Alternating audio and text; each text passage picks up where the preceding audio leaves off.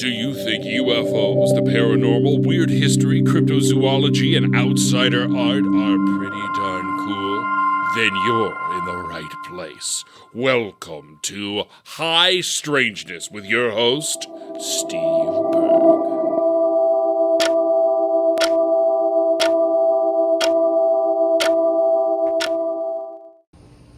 The video version. Well, hello, my friends. Welcome back to another episode of High Strangeness. Today, I have my new friend, Kevin Cann, on. Kevin, how are you doing, my friend? Just great, Steve. It's such a pleasure to have this time with you. Yeah, you too, my friend. You too. So I guess I recently, not too recently, a few months ago, heard about this concept that Kevin has been, you can get more specific with it, but been working on and putting out there called Platonic Surrealism. And it definitely relates to a lot of things we talk about on the show, high strangeness, UFOs, and all that good stuff. But Kevin is peeling back some layers that I had never considered or thought about ever before. And I really have been blown away by your offerings. And so I guess just to start off with, Kevin, in case my listeners haven't heard about you or what you're doing, could you tell us a little bit about yourself and how you, I guess, developed this concept? And it's a big question, but Do you want to hear a little bit of the childhood story? I mean, if that's okay, yeah, because it seems like the childhood story is pretty important to the whole thing. It really is. So, just to set the frame, and sometimes I tell people, sometimes I don't, I'm on the autistic spectrum and high-functioning autism. When I was little, I even had a savant ability for memory. I could memorize decks of cards. I found that out when I went to Reno. And they escorted me out after a while and told me I was counting cards. I didn't know what that meant. See, I was so innocent back then, back when I was 20. But anyway, yeah, I'm a Minnesota farm boy originally. They didn't know what to do with me. I was in the autistic spectrum. Frankly, I was severely abused my entire childhood. Severely beaten with rebar. Very abused. It's a typical pattern, actually, for autistics, because they don't fit in culture very well unless they learn some social skills, right? Most people know about that. But I was a born mystic. I was aware in the womb. So when my parents were arguing with each other, I was listening. Now, I did not know English yet in the womb. But I had all manner of mystical experiences when I was a kid, and I'm not going to bore everyone. Well, we if you want to talk about mystical experiences later, I can revisit some of them. But I want to just kind of set the stage here, Sure. not go on too long about childhood. But so yeah, a lot of mystical experiences when I was young. Just kind of like telepathy tapes. I was in my mother's mind. She was in mine. She was in the autistic spectrum. She still doesn't know to this day. I haven't seen her for 40 years. Right. But anyway, yeah, very challenging childhood. I wound up in the Navy for 8 years, became a nuclear engineer. For 7 of those 8 years, I was a nuclear engineer. So I just put that forward there just to show that I've got a background in science. I'm not just a hippy-dippy guy. Right. And Platonic Surrealism honors both science and what I call creative thinking. We need both, I honor science. It gave me the COVID vaccine, probably saved my life. I got COVID twice. And so, I really respect science. But there's things that the scientific method isn't good for, like things on this show. Yeah. So, Platonic Surrealism helps one deal with both science and non-science. And it's a framework that lets you be strong and to heal yourself and to know yourself is, seek or know yourself is always the first thing. If you don't know yourself, then how in hell can you play around or communicate with, sometimes it's voluntary, sometimes it's not voluntary, communicate with high strangeness. Because high strangeness is sentient. I think everybody knows that. So you got to know yourself first. And if you don't,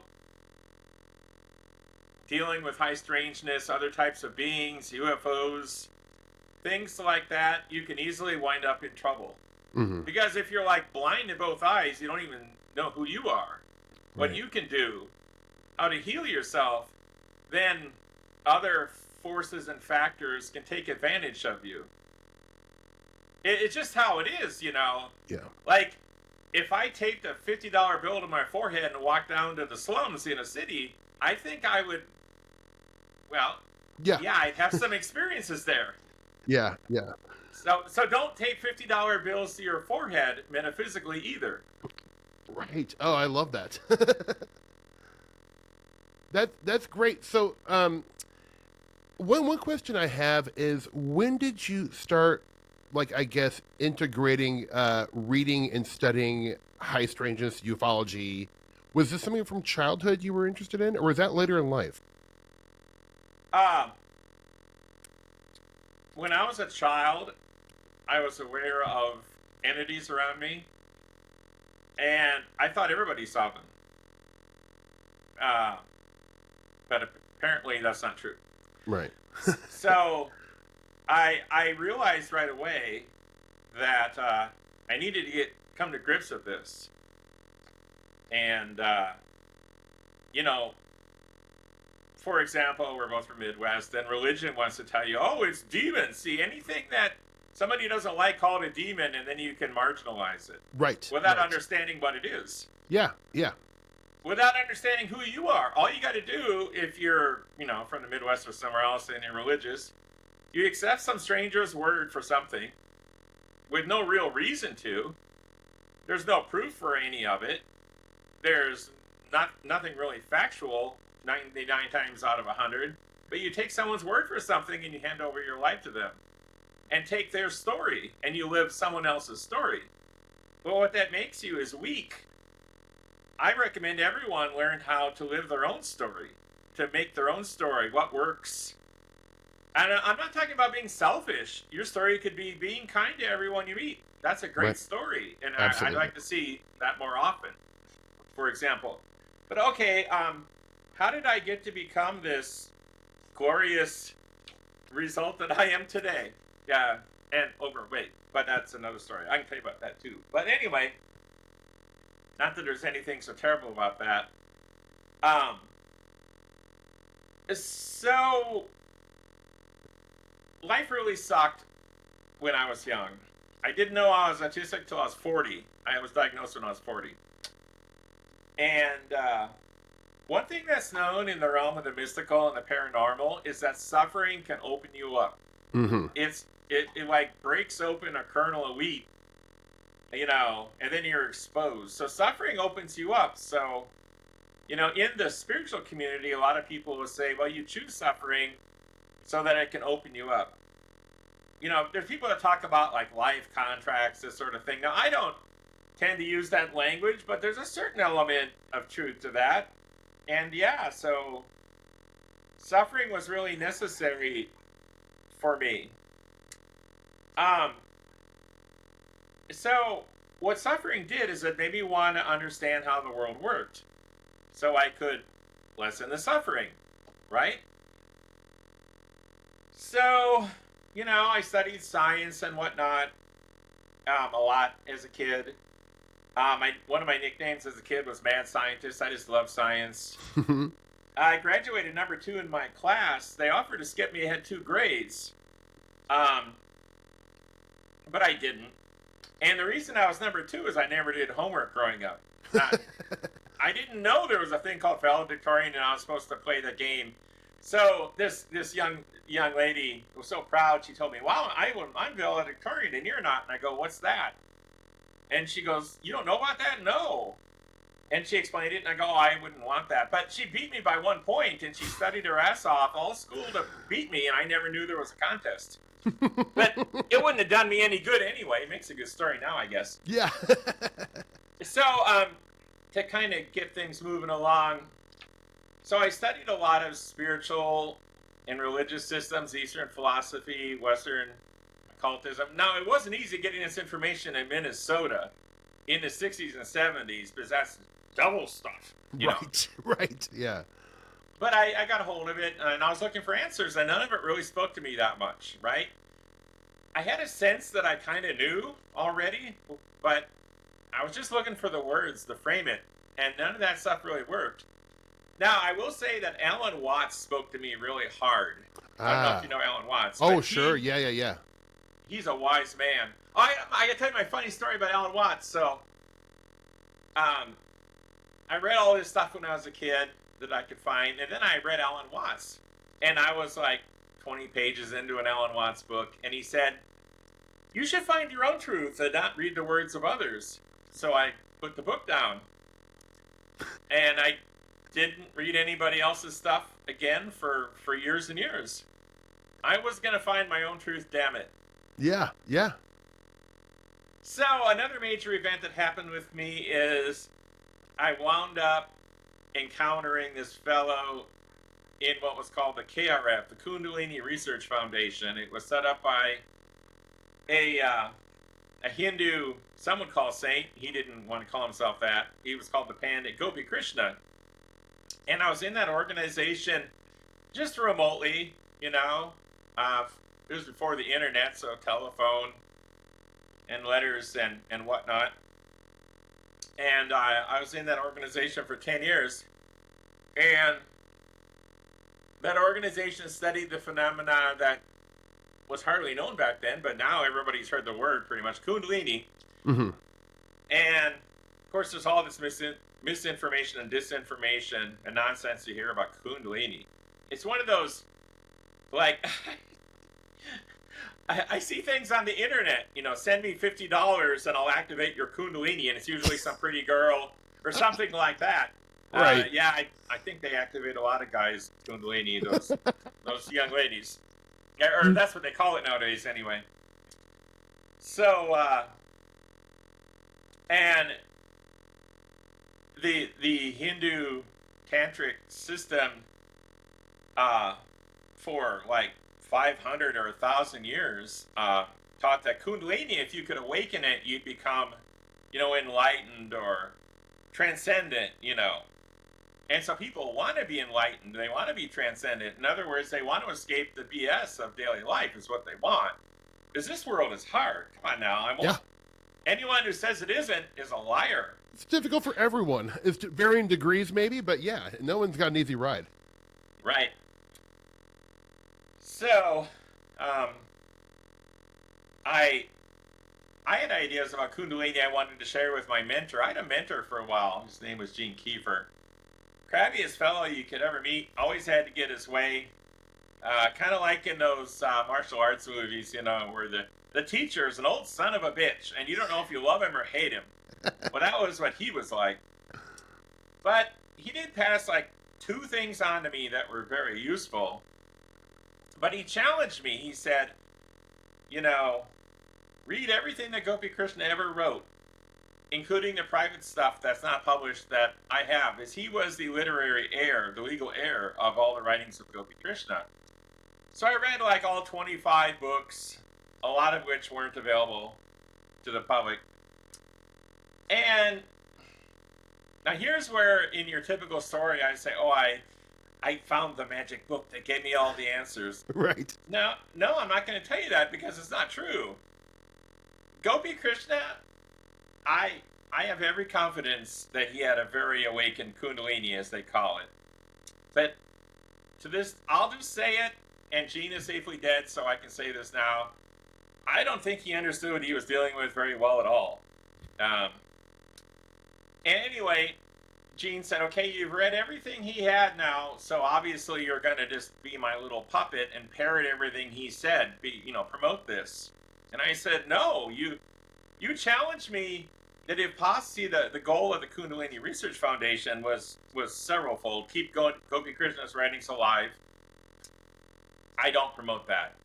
There's some interesting stuff to read there, and he was a very gentle person. He fought for women's rights. He was a very evolved being. He was a wonderful man. I never met or talked to him. He died a few years. He died a couple years before I joined up. But so keep his writing alive, and to promote the scientific research. That's what Gopi Krishna wanted, was the scientific research of Kundalini. Kundalini isn't just one of these, oh, it's a philosophy. No. It can awaken something in you that hits you like a freight train, runs you over. It's very powerful stuff. So I said, okay, well, I can tell you one thing scientifically. This wasn't right away. It's after I got my autism diagnosis. Mm-hmm. And I said, okay, I know part of the mystery of Kundalini. And Jean said, what? And I said, Gopi Krishna was in the autistic spectrum. And he threw me out. He never talked to me again. Really? If you read Kundalini, Evolutionary Energy and Man, the first book of Gopi Krishna, he tried to be like a civil servant and work regular jobs, and he couldn't. And you can recognize all the symptoms of high-functioning autism in him. So, you may have read or heard that I've written all over now that the founders of philosophy systems and religions often are actually autistic. That's why they're unplugged from society enough to see maybe a bigger picture, mm-hmm. and they're not afraid to do something different because they're not just plugged into the machine of the human culture. Right. And so it turns out that autism is a big factor in what's called spiritual genius. Yeah. Gopi Krishna said not everyone can be a spiritual genius, and what he didn't know he was saying is not everyone can be autistic. Mm-hmm. Because autistic people, not always, right? I mean, like, some autistic people are just kind of, I hate to say it, they're screwed. They may be nonverbal. They may have more disabilities than gifts. Now, the high-functioning people are very lucky. I mean, I've got disabilities. I get sensory overload. I can only be around people so long, and my batteries, run out, and I gotta, recharge. Sound and light is way too loud and bright for me, and all that sort of thing. So I have disabilities, but I've got gifts as well. Yeah. So, in some ways, people who want to be highly spiritual, it's like what they're really wanting is to be autistic. Mm-hmm. So I want to share some dignity that autism, high-functioning autism, can be a gift, and that some of the things that autistics know and experience is something you could actually train someone. See, spirituality and religion are often related to autism, is one of my big reveals. Interesting. How, can you extrapolate on that a little bit? Well, easily enough. Religion often has, and I'm going to say religion, and now, spirituality and religion are similar in some cases. Like, some religious people have all these, what they call religious experiences, but actually they're spiritual experiences, meaning you can have the exact same experiences whether you're religious or an atheist who's having spiritual experiences. There are atheists who have spiritual experiences. Right. Yeah. It's all the same stuff. So, what tends to unlock anomalous experiences is suffering and embracing suffering. Now, that's called the path of suffering or the path of pain. And I was on that path for well over 40 years. And it'll skyrocket you. But I don't recommend it. Why? The suffering is really bad. Yeah. So, autism generally leads to a lot of suffering. Even among the high-functioning people, there's a lot of suffering to be had. And now, religion, this is very fascinating. I wrote a paper on this on the website. It was called The Secret of Catholic Saints. Now, Catholic saints would castigate themselves. And they would cause themselves suffering. Why? Well, they had their reasons they thought. Oh, I'm a bad sinner and I got to show God that. Well, no, that's actually irrelevant. You're causing yourself to suffer, which opens you up metaphysically. That's all it is. Now, religion, overall, is actually, not always, but often a suffering-inducing system. You see, in Platonics and religious people just hate this. I'm sorry, religious people. There's two kinds of religious people. Well, there's a infinite. There's 9 billion kinds of religious people, right? Right. But there's the ones who don't really get into it too much, right? They go to church on Sunday. They find some things in it that give their lives meaning and value. And I'm not putting that down. I'm not putting that down. The cherry pickers, let's call it. People who cherry pick a little bit, but they don't get all devoted. I mean, they're not becoming monks or something. Right. They're hedging their bets, just in case, maybe. Yeah, that sort of thing. But if you get hardcore into religion, what it does is it induces suffering. And suffering opens you up. So it's not the words of your religion that make you see God. It's the suffering your religion induces on you that lets you see God, or what you perceive of as God. Mm-hmm. In Platonic Surrealism, there's a principle called all roads lead to Rome. You see, even if the average person doesn't want to be spiritual or metaphysical or find themselves or whatever, it really doesn't matter, because this world induces suffering all by itself. And that tends to open you up to other possibilities. If you suffer enough, you'll be open to looking at other alternatives, right? That's always how it works. If you get into religion, your suffering will actually increase. Now, what religion tends to do, and this is basic cult programming, right? If somebody wants to get you into their cult, what they do is they break you down, they make you worthless, and then they say, but join us and we'll give you your self-respect back. For example, Christianity does that. Christianity was a cult at first. I mean, there was one member originally. Yeah. The Apostle Paul was the first Christian. Jesus was not a follower of himself, right? Right. He didn't follow anybody. He was just a guy that talked about his values and his spiritual unfolding. He talked about it.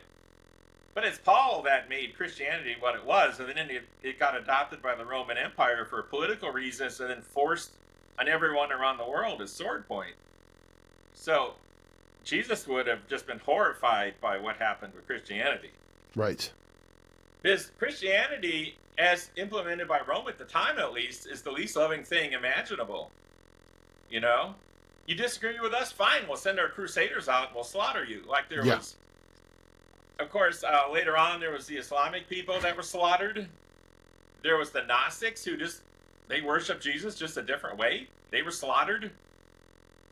There was the Valentinians and the Carthians and all these people, and they were slaughtered by the church because they were hoarding in on their power structure. They didn't want to obey their power structure, the power structure of Rome. So, now it's going to sound like I have a chip on my shoulder against Christianity, and you know what? I do. Here's why I have a chip on my shoulder against Christianity. Christianity, I researched it, has been responsible for killing around 15 million people over the years, if not more. Genocided whole continents of pagans, Europe, North America, South America. The Native Americans used to have this country here in America, and they got slaughtered, and the few miserable remainder were herded up under reservations that had no resources. And if resources appeared, then the government took it away, like, there's oil, there's uranium, and then they took it away and sent them someplace even worse. No doubt. So, yeah. So I don't think that's right. I don't think any religion that says we are God's moral authority on earth has any business killing 15 million people and then never even saying they're sorry. And have you ever heard the Pope say he's sorry for slaughtering 15 million people of his religion? I haven't. I have not either, yeah. Right. So, back to the starting point there. So, let's look at the mechanics of religion and how religion works. You can understand it with Platonic Surrealism. It's very clear. So, a lot of folks, they live what I call accidental lives. Now, I'm not saying there's anything necessarily wrong with that. There's so many beautiful people living all sorts of lives, and it's not my business to tell them how to live. It's really not. Nobody should go around door to door and knock, you must live the way I say. Yeah. But they still do it. Yeah, for sure. So, but accidental lives, meaning their parents tell them what a good person is, culture tells them what a good person is. They pick stuff up from culture and it kind of programs them like they're a blank slate in many ways. And people just let this happen. Our culture lets this happen. And that's how they often get religion. I mean, if you and I had been born in Saudi Arabia, I bet we were Muslim. Yep. Yeah. So you see, it has nothing to do with God. It depends where you're born. Yeah, it's more geography based. Yeah, that's what it is. So, if you're leading an accidental life, meaning you don't build a purpose-built sense of self and you let other people build your sense of self for you, then you're automatically easily victimized. Because anyone with a stronger personality can just mess with you and you'll crumble. Because you didn't build something on bedrock. Because you didn't build your sense of self, 1, 2, 3, this is what I'm going to be. Most people don't do that. And you can do that. And that's part of Platonic Surrealism. And then you don't have to be vulnerable to what society says, what culture says, what religion says. And then your suffering goes down, you see. Now, let's talk about the mechanism of religion a little more. So typically what happens is, I like using Freud's model of all things, and no one talks Freud anymore. But you got superego, ego, and you've got id. Now, Jung didn't say id so much, he said shadow, and we'll talk about that too. That's a very important element. Mm-hmm. But your ego's job is to survive. And survival for social mammals, we are social mammals, is you gotta fit in with the pack, because if the pack turns against you, you're done for. Now, it's not as clear nowadays as it once was, but if you're like in a tribe or a small town and you piss off everybody, when the wolves come to attack, they won't defend you. They'll let the wolves get you. Or they'll just clonk you on the head and say, hey man, you're not contributing. We can't have any wasteoids like you. Yeah, you're dead weight. You're dead weight. So, the ego is largely involved with you keeping your place in culture. But here's the problem with that. So let's say, I don't know, what's one of your hobbies? Give me one of your hobbies. I like to forage for mushrooms. Okay. So let's say your sense of self was based on being the world's best forager of mushrooms. Well, someone that comes along that's 10 times better than you and then puts you down, you're going to feel bad, right? Or if you say you're wasting your life on that foraging of mushrooms, and they just lean on you until they break you. They make you feel worthless. Oh, I've been wasting my life foraging mushrooms. Yeah. Well, you'll suffer then, you see. And then, well, let's say some smart aleck, he shows that he's better at it. He knows more, and he doesn't value your skills in foraging for mushrooms. So what might you do? Well, you probably do a Red Queen's race, meaning you go out there and you spend extra time. You learn more about mushrooms and you get better mushroom foraging techniques so you can beat this guy so you can maintain your status, right? Mm-hmm. Well, all that maintaining your status due to your self-image, that causes suffering. And it also keeps who you really are, truly in your core being, keeps that hidden away and you'll never meet yourself. You're just following the societal programming. You're acting reactively. Right. Now, Platonic Surrealism gets you off that treadmill. Just you don't have to do it anymore. Now, back to religion. So, can I ask you a quick question, Kevin? Yeah. And I forgive me if I'm jumping way ahead here, but like, is one of the, I mean, I don't know if even the word goal is right, but is one of the things you're trying to get across with Platonic Surrealism is that there is a way, and I don't know if enlightenment is the right word, please forgive me again, but a way to know yourself, there's a way to know yourself without the suffering. Yes. Okay, good. I'm interpreting. That's what makes Platonic Surrealism powerful, because all the other systems are suffering-based. I love that. How beautiful. What a wonderful thing. I think so.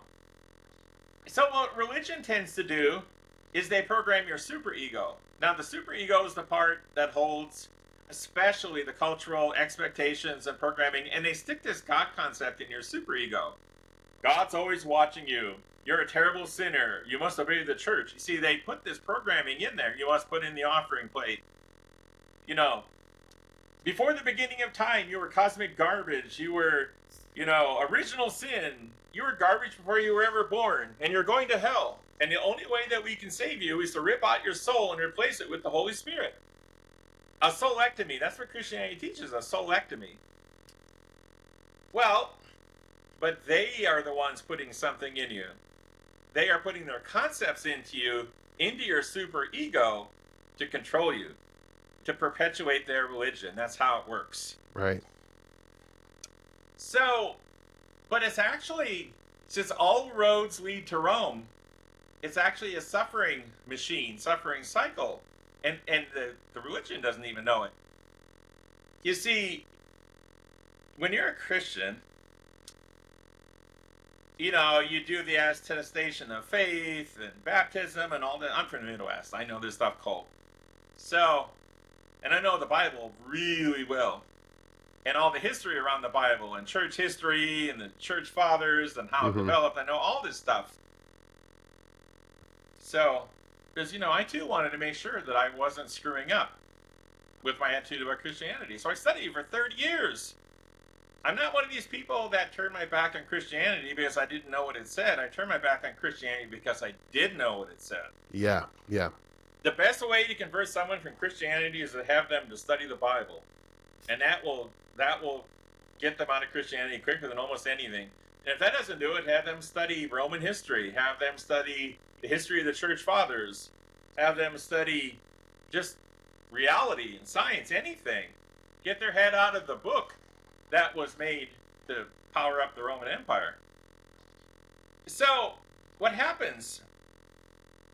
So you do the ritual, you give yourself to Jesus, whatnot.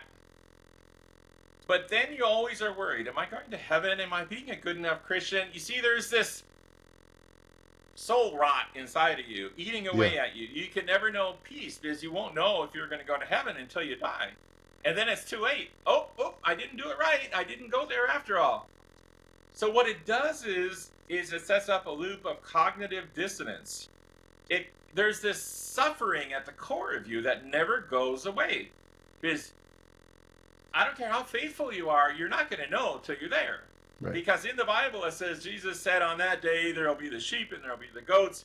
And some people who think they're the sheep, they went, Lord, Lord, but they never did what I said. They're actually goats. Well, I'd say a lot of modern Christians are goats. And they wonder if they're goats too. Right? I mean, how often do they stop for the homeless person on the street? No, they want their prosperity preacher to get them more money, etc. So, in their hearts, they may well know that they're screwing up, but they're playing this game of modern Christianity, which has nothing to do with Jesus. And, of course, Jesus was just an autistic man who got his words turned into something that got out of his control. Yeah. That's what happened. So you've got these images and this programming in your superego, and you've got images and programming in your ego, and they're conflicting. They're fighting each other. Like, oh, I want to go to heaven, so I'll be a good Christian, but oh, that girl looks really cute and I'm not married. I mean, there's the conflict, right? Right. And that conflict causes suffering. And if you try to be a good Christian hard enough, the suffering gets worse and worse and worse. Because human nature is not going anywhere, right? And so it puts you in a suffering loop, which then causes metaphysical events to occur. You might actually see God. Not because Christianity is right, but because Christianity is wrong. It causes suffering, and then you see God. You might get religious. You might get gifts of the Holy Spirit if you make yourself suffer. So the religion actually works by being broken if you press hard on it. And that's how all religion works. And that's a great secret of religion. You won't hear anyone talking about this, I don't think, in the whole world. And that's not to puff myself up. I'm just saying, this is hard-fought knowledge, this sort of thing. People don't come across this very much. And I wonder too if there's a fear of even verbalizing some of the things that not like, not that there should be a fear of it, but like it seems because we're so conditioned for so long, or so many people are, that even verbalizing saying these things out loud is extremely scary. It may cause suffering for some people. Oh, absolutely. It's called the sunk cost fallacy. If you put all your energy into being a good Christian for life, you're going to resist becoming whole, becoming healed, becoming who you really are. You're going to resist it because you put all your time and effort and money and all this into your path. You're going to be, and those memes, by the way, memes. A meme is a unit of cultural transmission from Richard Dawkins, Susan Blakemore. Is it Blakemore or Blackmore? I always wrangle her name. But it's programming that gets stuck in us. And those program systems, they form what are called memeplexes. They become kind of alive and they defend themselves. And they try to keep themselves rooted in you. And it's almost impossible to unprogram someone. Yeah. They've got to have a complete breakdown where they see that their life isn't working before they're willing. It's suffering, again, suffering opens you up. Suffering makes you try something different. To go beyond your programming. That's what suffering does. So it's very important. Right. And, in a lot of what I was reading on the Platonic Surrealism site, you do seem to use a lot of kind of cinema metaphors. Yes. That were, like, I think, and I don't want to misquote you, but I believe I read something where you said, like, we're little film projectors. And when you said that, it did remind me of this great passage in, I believe it was Messengers of Deception by Jacques Vallée, where he talks about how, you can interview two different people walking out of a movie theater. Some person is delighted because they just saw Bambi. The other person's horrified because they just saw Rambo 2. But what Jacques says is that, like, he's like, they're seeing projections of a film. But what he wants to do is go back to the projector's booth and take apart the film projector. Which is what Platonic Surrealism does. Right. And so, like, I do see a lot of, I guess just because a lot of the way I have come to look at a lot of spiritualism, honestly, is through UFOs, which I know sounds weird, but like, I understand. I understand. What I'm saying? 'Cause I didn't grow up with any religion, and I've read, about the mystics here and there, but not like intensely like you have. But I do see a lot of parallels between like Jacques Vallée's idea of the control system, where UFOs and high strangeness and religion is a cultural thermostat that is sometimes the heat's turned up, sometimes it's turned down. But it's true. Does that kind of like fit in with the Platonic Surrealism as well? Absolutely. Well, I want to get into some of the more traditional stuff for your show. I know you want to get to it. No. I mean, this is all so germane to what we talk about here, really. Okay. It's like, yeah. Well, I need to teach you a couple basics about Platonic Surrealism, then all this will just all make sense. Great. I think. So in Platonic Surrealism, there's two primary realizations we work with. Now, there's Descartes. I think therefore I am. Right? Mm-hmm. Well, that's the only thing anyone can really know. I exist. I'm aware. Everything else may be an illusion. We may be a brain in a vat. We may be stuck in a matrix. All we know is that we are aware. Yeah. Okay, that's all we know. That's all we can know. But, rule number 2 of Platonic Surrealism, observation number 2, is that things, and I'm going to keep that very generic, things like worlds and physics and people, things at least potentially exist, right? I mean, it could be an illusion, but to be an illusion, the potential has to be that it could exist, or you can't have an illusion of it. Right. Okay.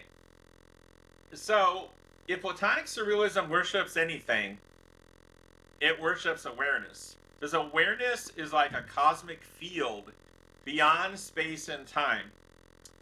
And if Platonic Surrealism worships anything, its potentiality is what it's called. And awareness and potentiality are always put in caps because there's nothing higher.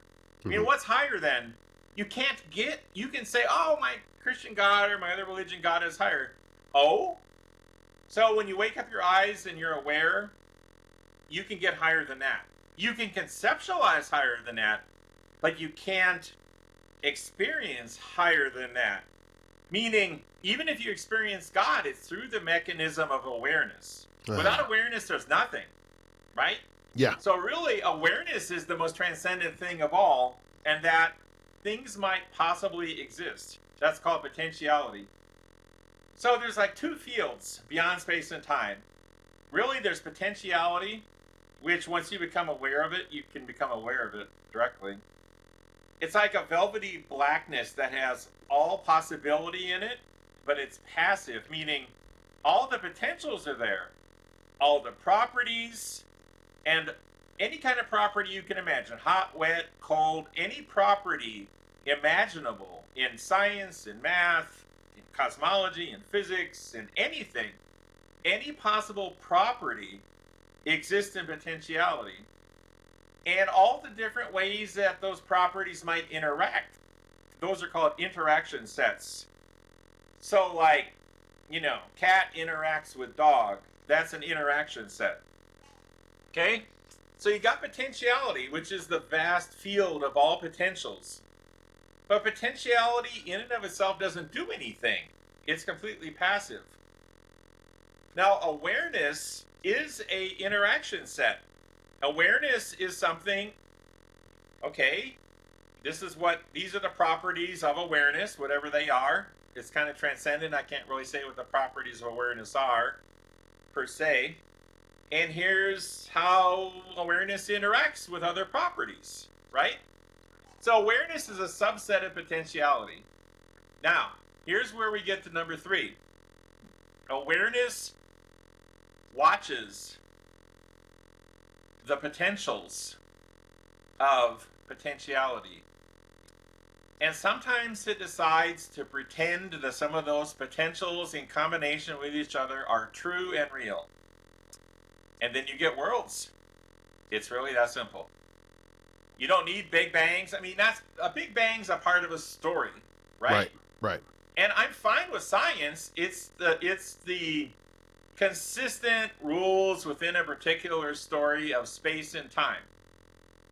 But it's all just an information structure. Physics is increasingly getting this way, where they study information instead of energy and matter. Everything's about information.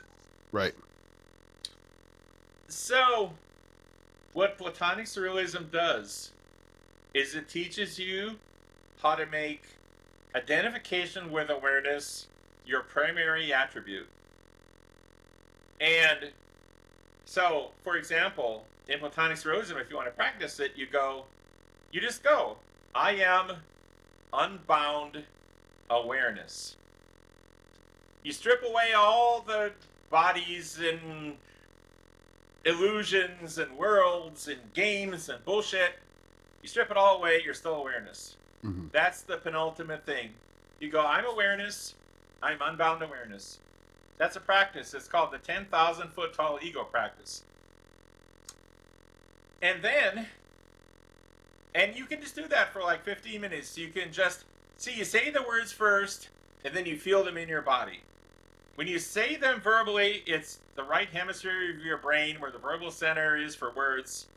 When you feel it, and yeah, I know the split brain research, it isn't simple like they used to say. It's more complex than, everything's in this hemisphere and this other stuff's always in this. Right, yeah. But the functionality, and I'm using a metaphor, so don't get on me, scientists, about that. I know all I know all the facts on that. So, well, not all the facts, but a number of facts. So, you feel it, and when you feel it, it's your right brain hemisphere. So, first the words show you the door. This is how basic spirituality works. Words will show you the door, but then you got to go in the door with your feeling. And when you feel it, when you know it in your flesh, that's the right brain hemisphere making it true. So just practice that 15 minutes a day, and you will start transforming. It's really just that simple. You don't need all this religion and spirituality and meditation. Just do that. Now, there are existing spiritual systems that are similar to this, the non-dual systems, right? Everything's one, and everything is one, but it's not. We'll get into that. But what happens with the non-dual systems, like Advaita Vedanta or Buddhism, what happens is you go, I'm awareness, I'm Brahman, I'm whatever. Right. And then you wind up, everything around you, your religion or your philosophy teaches you everything around you is an illusion, right? Maya, the illusion of the world is called. Well, then you're well and truly fucked. Sorry to use that, but then you're fucked. Because you say, I'm awareness, but then there's all this Maya and it kicks your ass. Yeah. You've been ignoring it. You've been marginalizing it. You've been saying it's not true. Well, that's wrong. I'm calling all those Advaita Vedanta, Buddhism, wrong. Now, I've noticed that some of the best practitioners of those systems find out that they've been a little wrong, and they start going in the direction of Platonic Surrealism, and they dress it up in the words of their system, and they teach it. Right. But the mainline understanding of the standard understanding of it is just wrong. Platonic Surrealism doesn't do that, because here's step 2. You look at, say, there's my microphone, it's not on the screen, I'm not even using it. You go, I am that. Oh, let me get it right. I made a mistake. I am also that. Because everything is a construct of information that awareness is watching in a movie. That's all there is. Mm-hmm. So, if you say I am that, you're saying I'm only that, and that's not correct. You are awareness, and you watch movies. So when you look at an object, either you made that object on some high level we'll talk about someday later, but we're probably running out of time, or another show, or some other information entities made it. But in any case, yes, I am also that, or I am potentially also that. So you don't make an enemy of the world around you. You don't call it an illusion. It's a movie. And let's say you're stuck in a movie, right? It's like, you ever see the show Supernatural? Sure. There was an episode where they became Scooby characters in Scooby-Doo. They got sucked into the television, right? Well, you notice the only way they could get out of it was they had to play along. That's the situation we're in. If you want to benefit from life, you have to play along. Right. You're playing the game. You got to play the game still. But in Platonic Surrealism, you know you're playing the game. You understand some of the rules of the game, and you understand that after this life is over, you'll go back to who you really were before the game. So there's a sense of freedom that comes from Platonic Surrealism. So you don't degrade anything. You honor everything. I mean, a good movie is a work of beauty, right? I agree. Absolutely. Yeah, so you don't denigrate, quote, illusion, which is a third concept of Platonic Surrealism is that is ontological equivalence. And what that means is, it's not that there's a real physical world, and then there's like these illusions or other dimension worlds. I mean, there are, but it doesn't matter. You see, if everything's information, and we're all information entities pretending to be what we are in this world, and we're agreeing to go along with it, it's called the gentleman's agreement, right? There is no ontologically superior world. There's no heaven that's superior. There's no hell that is stronger. Everything is equivalent. You see, the reason this world works is we all agree to its rules. Mm-hmm.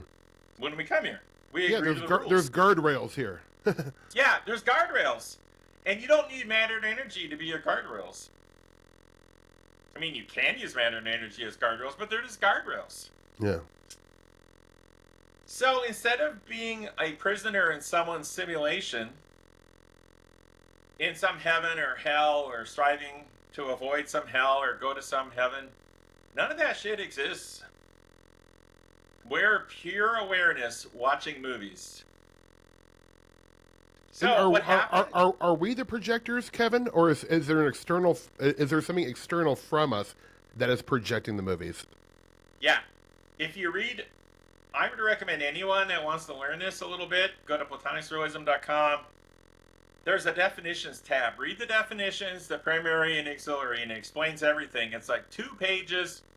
90% of what you need to know is right there. Mm-hmm. So yeah, there's these structures called monads, and they're like Boltzmann brains from physics. Except for then I get all this. Yeah, then I got to spend an hour convincing people I'm talking metaphorically, and I'm not really talking. This scientists go, well, Boltzmann brain. There's once in the history of the universe, and blah blah blah blah blah. And I know quantum mechanics some too. I know what they're saying, but no. Leibniz, the co-creator of calculus with Newton, he talked a lot about monads. And when I died, I died. What do you, yeah, I've heard you mention that like literally or like figuratively. No, I died for about 5 minutes. Wow. All the heat left my body. I watched my heart stop, and then I was in the afterlife, so to speak.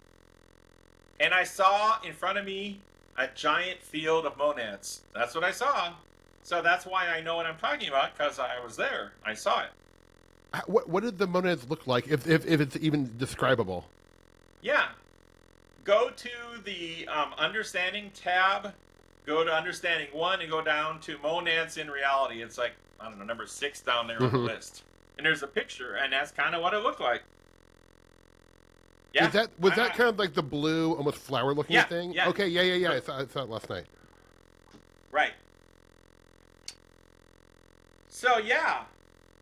Now, a lot of spiritual paths, what they do wrong is they make you try to become something.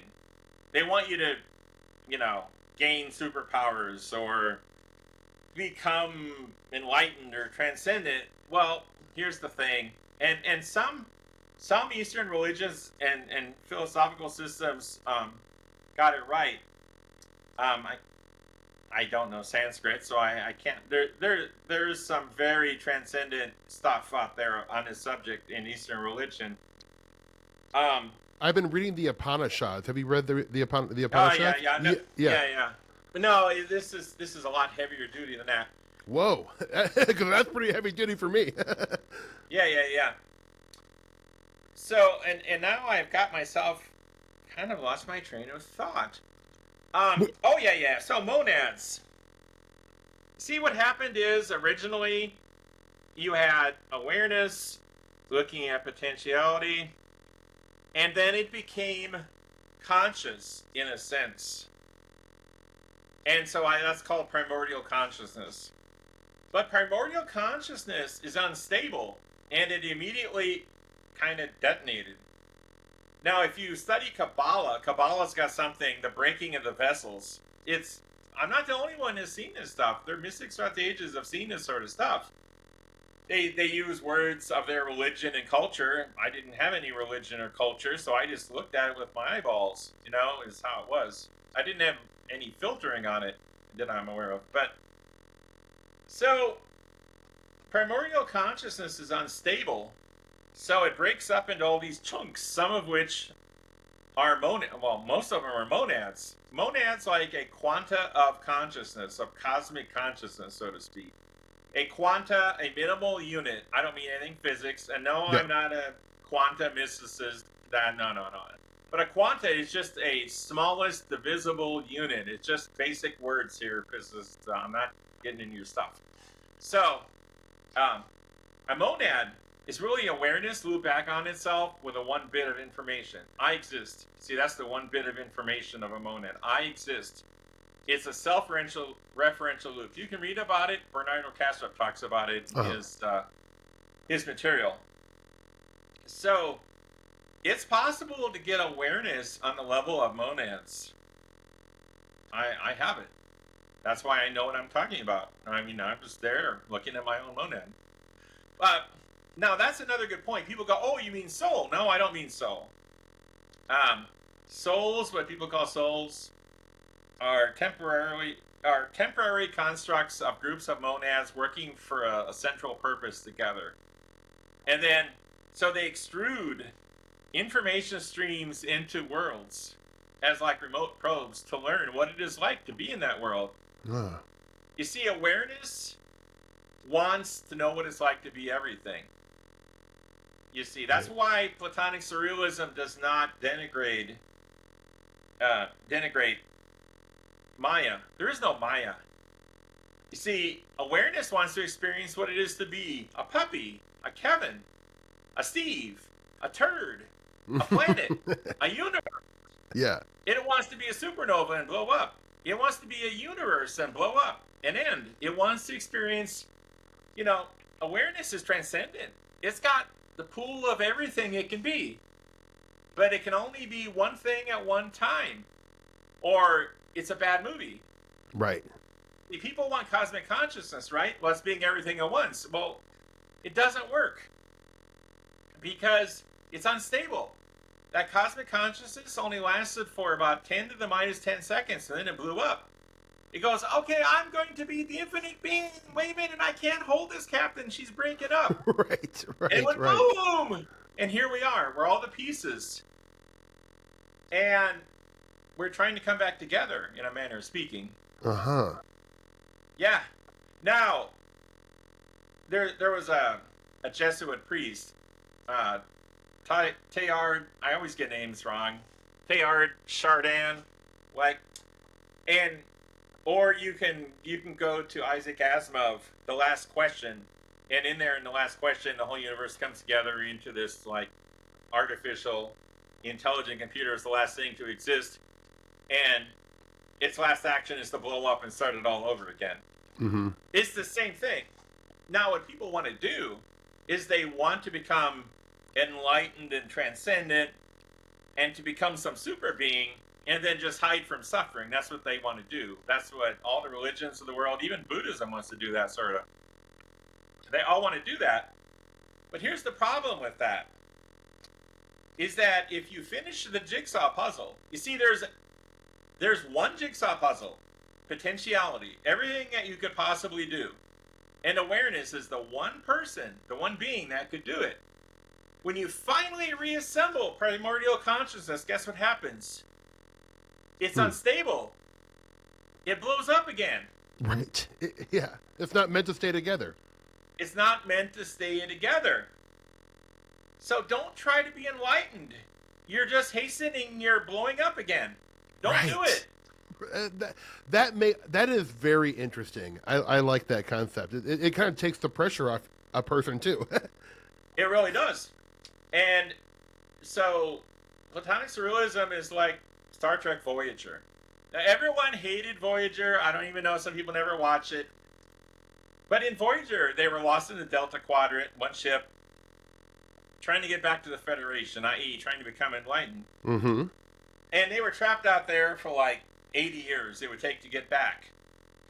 So, rather than just sit around and be depressed that they were trapped in the Delta Quadrant with all these enemies and no Federation buddies to help them, they kept going, it's the journey. To the journey. I'd rather be home in the Federation, but since I'm not, I couldn't, and it tears me up. I just love that show. Yeah. Because it's Platonic Surrealism, actually. I'd rather do this journey with you guys than anyone else. Yeah. To the journey. Yeah. And that's all beautiful. We got, my friend. We've got the journey. Because once we finish it, we'll have 10 to the minus 10 seconds to pat ourselves on the back, and then it starts over. And boom, the jigsaw puzzle goes flying, and you got to start over as not even an amoeba.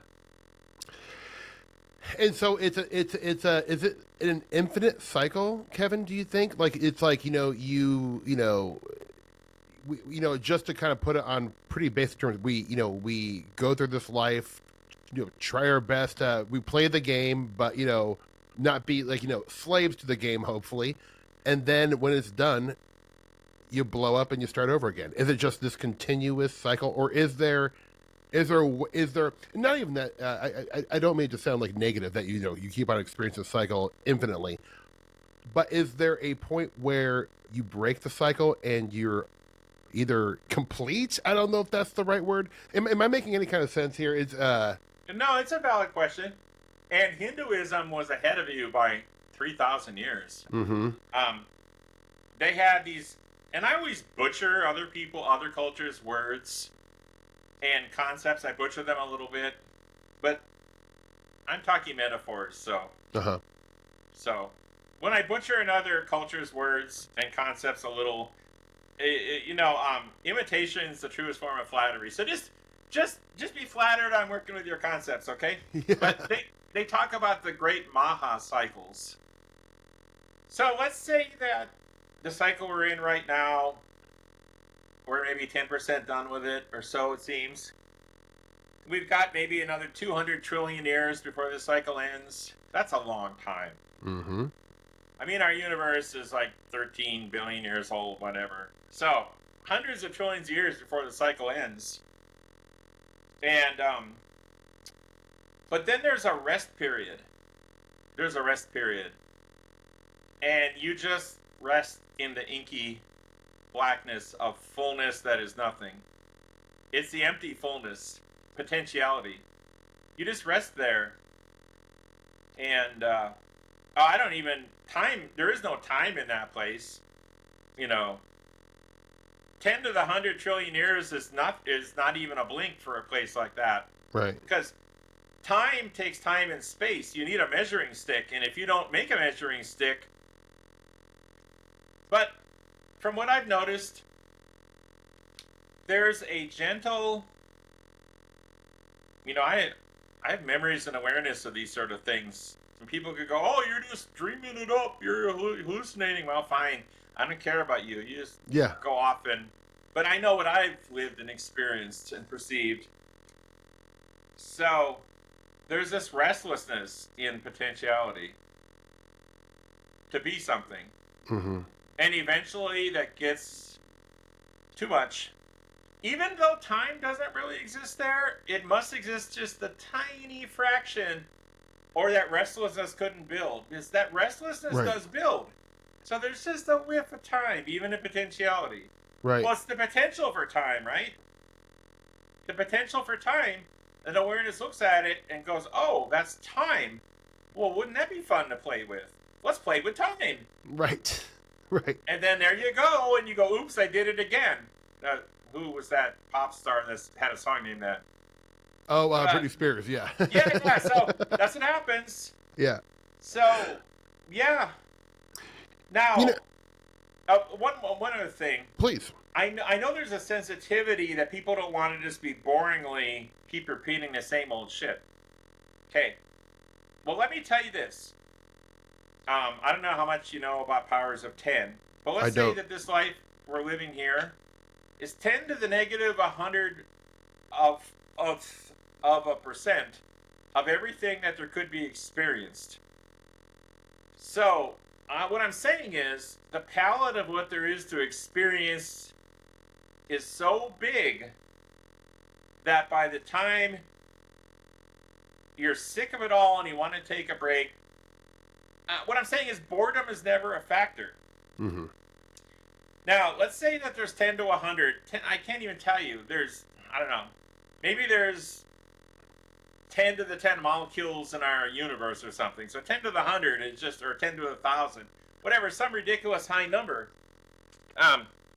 of potential worlds that you can live in and things that you can do. Yeah, but you can actually do everything, but it's such a ridiculous amount of time to do everything. And then you want to break. Yeah. And you cease being anything.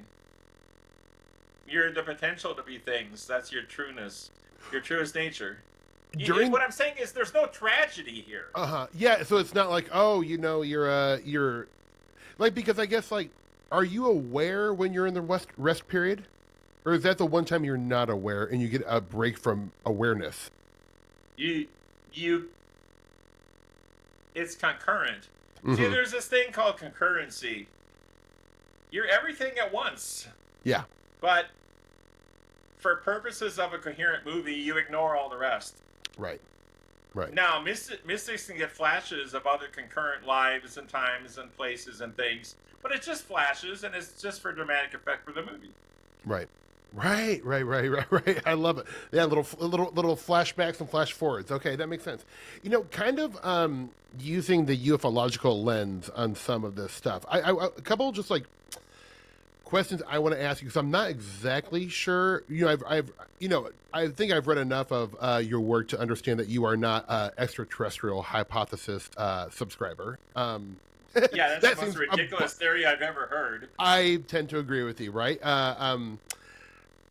But I guess this is just starting off with a very basic question. Do you think, or do you know if UFOs, and when I say UFOs, I sort of mean it as a metaphor for high strangeness and all the weirdness that goes along with a, UFO encounter. Mm.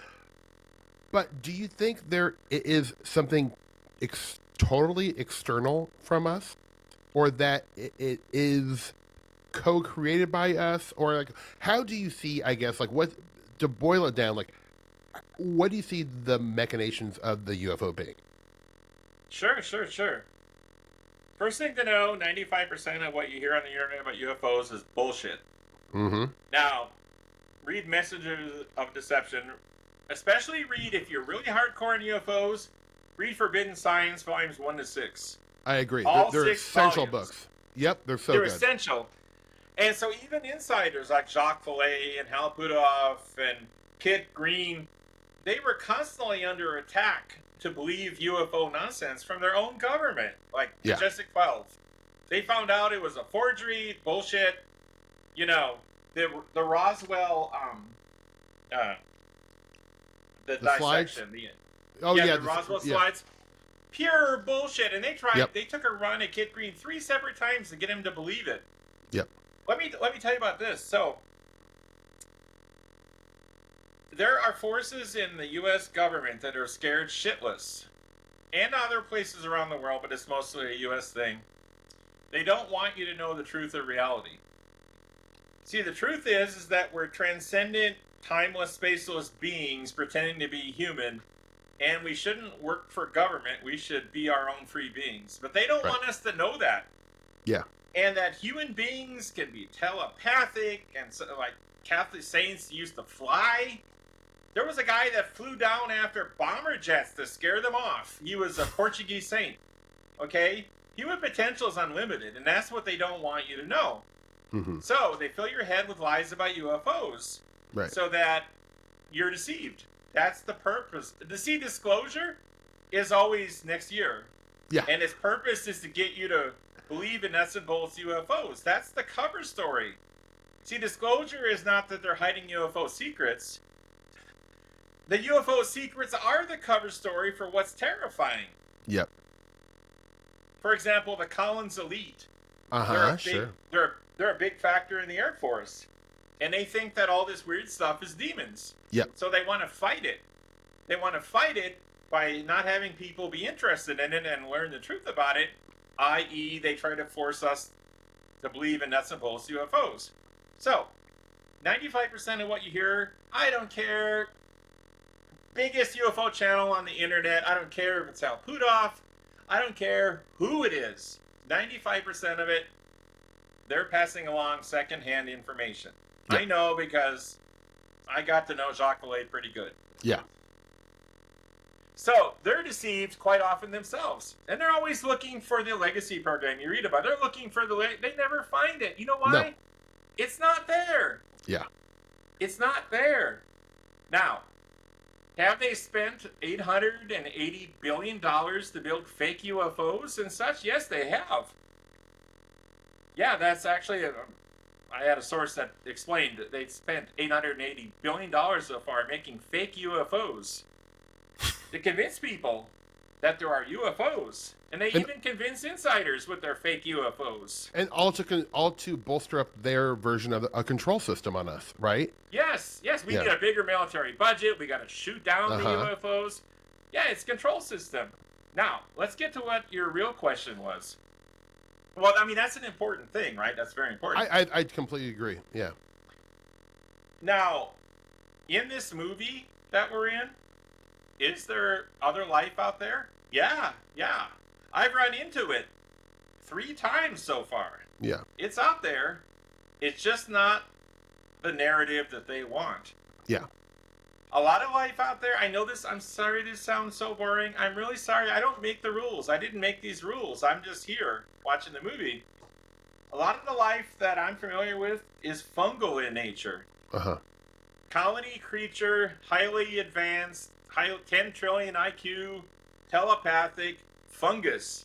And they can live all over the universe, on planets, and not leave a technological trace because they don't use technology unless they feel like it. Uh-huh. They can basically 3D print stuff out of their own bodies. Right. So, yeah, there's the fungal empire. It's all over the place, but they don't come to Earth in 100,000 different shaped ships that crash in farmers' fields but never talk to the president. Right. No, that's not them. They're not doing that. They're not doing that.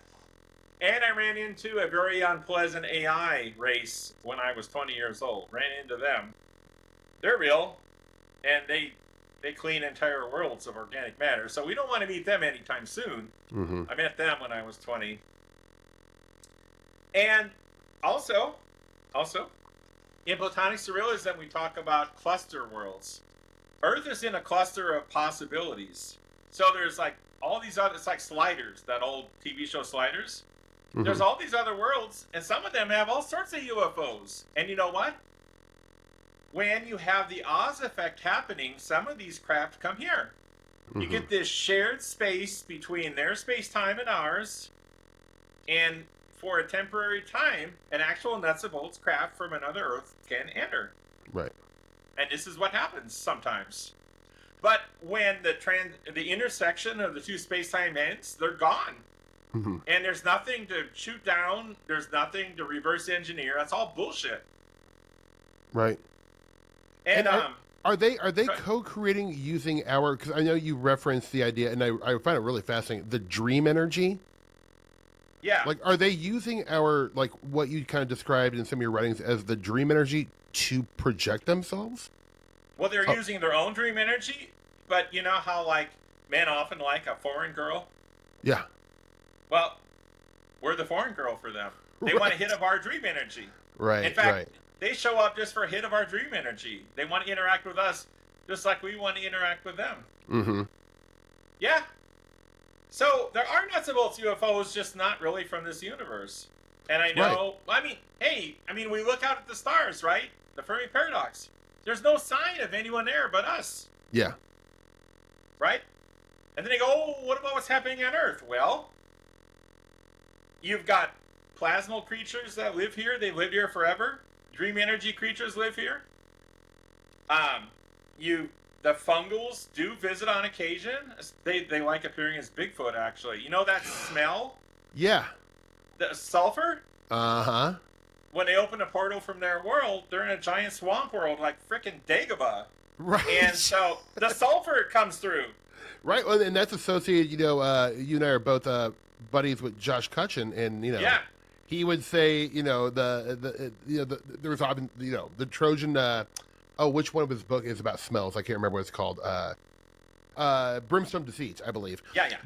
But the sulfur, that smell, that odor that is oftentimes associated with Bigfoot is associated with Fae and other entities. So, very... Yeah. So, well, and then there's Fae that show up, too. Yeah. Now... Whitley Strieber and Ann Strieber, they both said, this is associated with the land of the dead. Well, I know about it because I was there. Yeah. And, yeah, the Fae actually exist. You see, we are dream energy generators. That's part of our thing, being the kind of beings that we are. And when you die, your lifetime accumulation of dream energy is released. Uh-huh. And that is kind of food for the Fae. Right. They are evolved out of our dream substance. They are imaginal creatures, as Jeffrey Jake or Paul would say. Right. And you kind of talk about, is our energy, because you mentioned one of your pieces about positive and negative nourishment. I'm not so big on negative. Or no, well, I mean, is our dream energy positive nourishment for whatever this stuff is? Does that make sense? Maybe I misread. Well, you see, if everything's information, then the coin of the realm is information. Mm-hmm. And dream substance is a form of information. It's actually a form of plasma. So it, so let's. I want to make sure we've only got 10 minutes left. I want to answer all your UFO questions. So, Right. just kind of to summarize here, you got the fungals, but they're not really exciting. You're going to see them more with like a Bigfoot or other sort of cryptid sort of thing, and they don't need chips. There's a mycelial network that covers the entire universe. They can pop out of space-time anywhere they want. They don't need chips. Right. This whole thing about chips is just utterly fucking ridiculous. Right. So you got the fungals. There's an AI race out there. It's chasing the wave of expansion. It's about 13.5 billion years away. I don't expect we'll see them. You can summon one, but I don't recommend it. That's what I saw when I was 20 years old, 40 years ago. I didn't summon it. Some other ridiculous person summoned it. So people don't know what they're doing, you know. Careful what you summon. You might get something. Right. So anyway, and you've got the Fae, and gray aliens, by the way. Gray aliens tend to be actually Fae of all things. They're not aliens, they're Fae, and the reason that they're gray is, you see, when you look at an imaginal creature, it's often coded in metaphors and symbols. See, gray is short for decay.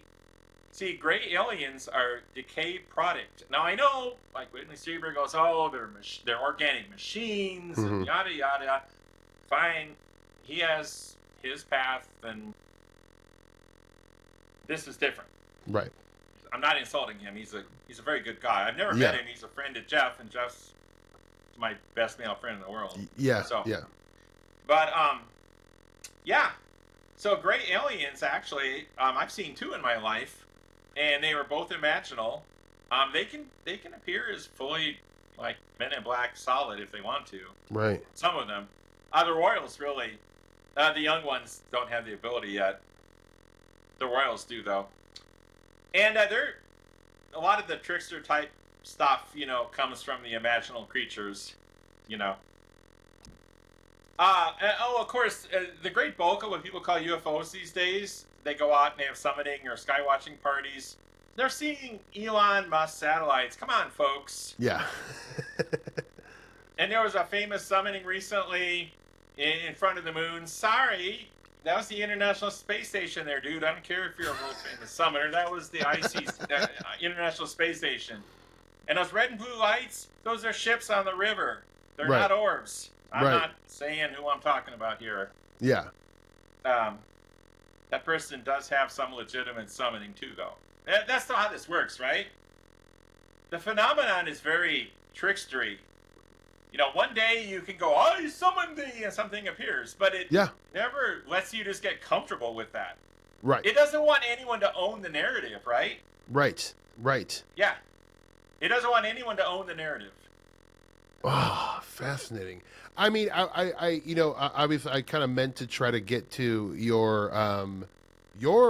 experience on summoning a UFO, but I feel like maybe I want to see if you could convince you to come back and talk about that, because I don't want to short shrift that experience, because I think that takes some time to.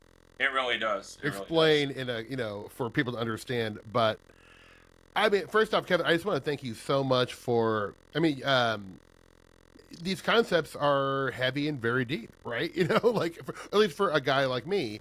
But you really do quite an amazing job of explaining it to somebody where I can, you know, have a conception of it. So I really appreciate you like dumbing it down for me. But I think it's not dumbing it down. You're fine, man. You're fine.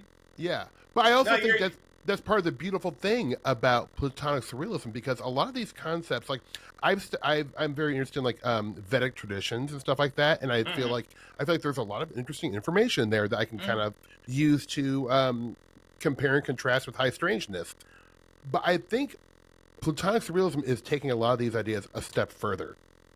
And I remember when I found your work, I was up to like 3 a.m. reading it, and just my mind was, whoa, you know, like one of those kind of experiences. Like I've never heard ideas like this in my entire life, and I've read quite a bit of non-traditional thinking and stuff like that, Eastern thought and stuff like that. But you're on to something really, really deeply interesting here. And Thank you. I guess before I let you go, like what are some of like what are you like working on now, or how do you see yourself propelling these ideas forward? Well, a lot of people who find themselves in a situation like I'm in, they let it go to their head, right? Oh, I'm the next Jesus. No, no, I'm not. No, You saw how that turned out. yeah. No, stay away. I want nothing to do with that shit again. Oh, And, sorry. and you come Yeah. off as very humble. I just want you to know that, like that's what you're just like a lovely soul. So like there's Oh, nothing thank like you. all knowing that you like that's what's so wonderful about you. Okay. So when I was dead, and we'll go over that. We need to go over that more because it's part of the UFO summoning too. But so I realized all these things that I kind of had vaguely seen while alive, but I understood it much more clear because it was right there and in my face. And I thought, I got to document this. It was the first thought I had while dead. Because Right, there's no need for thought. You're everything. right, And that moment, boom, I was back in my body, so that I could document it. right. I didn't want to come back. I Yeah, didn't want to come back because it was so lovely where I was. Unlimited potential. What's not to like, right? yeah. And it's really hard here. So I'm just trying to document this, and I want at least a few people to really get it, so that after I'm gone, that at least a few people are talking about it. And if it grows organically after I'm dead and people find benefit from it, then I'm happy. Beautiful. That's all I got. Yeah, Now I Josh Kutchin and I may be writing a book on this topic. wonderful. We're friends and we're talking about it. But it's not firm enough to, Yeah, And I'll be teaching classes with Jeffrey J. Kripal. God, I mangle his name after all this time. is that through the Esalen Institute? He's actually a director of the research center there at Esalen. Mm-hmm. But yeah, in December, at Esalen, December 5 to 7, it's going to be on the calendar in about 2 weeks. I'll be teaching a class with Jeffrey, there. And Fantastic. yeah, Josh Kutchin will be our instructional assistant. So So he awesome. won't be actually leading anything at that time, but he's getting his foot in the door, Yeah, and he'll help us. And of course, he's just beyond wonderful. he is. He's the So- best. So that's basically what I'm up to. I've got a little bit of a presence on Instagram. I work on. I make little memes, and I got my Facebook group, How to Think Impossibly. Right. Right, and I know- cannot recommend the Facebook group enough. And through the Facebook group, you can find a lot. I don't know if all of them, a lot of the papers that you have written, and you were somehow you are gifted enough to be able to distill these things into like one page sometimes, and that is mind blowing to me that you're able to distill this information down so well that Well, I can thank you. understand it. So it really, I feel like what you're doing is by extracting the suffering out of like, and I don't, maybe enlightenment is the wrong word, Wholeness. of wholeness. That's Extracting the the wholeness. suffering out of wholeness, I think, is such a beautiful gift to give to people, Kevin. So, like, Thank you. Thank you. I just want to say again, I really mean it from the bottom of my heart. It's a true honor to speak with you, and your work. It's one of the things I guess, not that you're like, it's all about the UFO field, but like I will say in terms of like the UFO world and stuff like that, I think your work is what I'm most excited about right now. Wow. So I really feel like you're taking a lot of these ideas that I've been like interested in and sniffing at for the last couple of years, and I'm like, oh, someone is doing it. This is the next phase of ufology for me personally. So my hat's off to you, and this has been just such a treat, my friend. And I would beg you to come back so we can, because I didn't even come close to asking you all the questions I had. Well, no begging required. So yeah, PlatonicSurrealism.com is the website. It's got links to stuff, and that's basically what I'm doing. Beautiful. And it's been so wonderful to meet someone that is finding value from what I personally find beautiful and useful. Well, I really am, and like when it's like it's things, it's also like gifts like this that are put out to the world that really are what it's about for me. Like it's like I am a person who is addicted to mystery. Mystery is what gets me out of the bed in the morning, and to me, that's kind of my personal path to wholeness, I suppose. Is Yeah. looking into these mysteries and the stuff you talk about. So like I really mean it when I say like thank you so much for what you're doing. Like I think it's a wonderful service to give to the world. So, folks, you were going to find all these links to where you can find more about Kevin in the show notes, of course. And Kevin, I would just say to you, my friend, please enjoy your dinner tonight. Thank you, and I wish you the same, my friend. Absolutely. And folks, thank you so much for listening to another episode of Hydrangeas, and I want you all to enjoy your dinner as well. Thank you so much. Bye bye.